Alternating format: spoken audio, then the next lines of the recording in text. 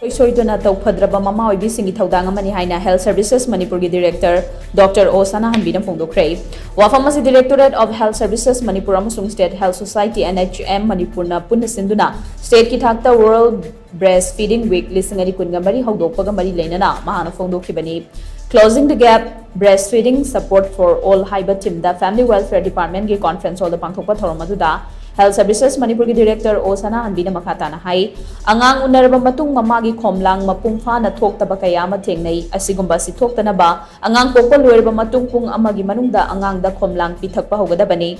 maduna stimulus ama oiraga mama oibi singi hakchangda khomlang puthokpagi process hogadoribani process asi haudrabadi khomlang thokloi angang unakraba matung mama oibi singi hakchang fana lainaba mamangai dagi chanabi amoina Chabok pising da pizza duna laklaba yandem lafu sauri amadi ngamu aroba pizza bayai jinjak sing asida chabok pi amana mathau taba vitamin amadi mineral na singba matik chana yaure amarom da mamagi khomlang da yauriba colostrum asi mahausa na piba angang singi ahanba vaccine ni mama sing na macha singbu breastfeed tauba haibasi Sungsoi Soidana Touphadraba Thoudang Amani masina mama machagi nungsina ba amadi naknaba mari sagalakwadoribani haina sumahang na makatana phongdokhi Vaccine na no na pisa sang na sukam na to na sungi na bon na ri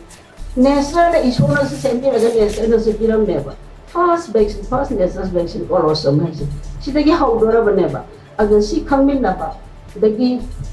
punga magi he punga magi manunga angang khomlang kita bai je kai daw na ba no initiation for the secretion and manufacture hygiene heta synthesis secretion of the breast milk inside the mother's body. That is very important. Aduga mga saiki ako'y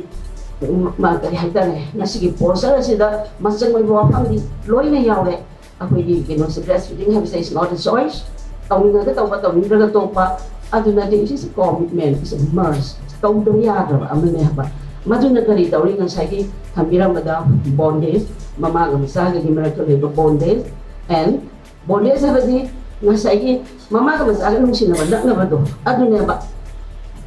angang pi angang magida magtadi the first teacher is the mother de loi long de mag attitude affection concern adu me adu loi long de adu ga loi na angang si chocolate de ba so it's very important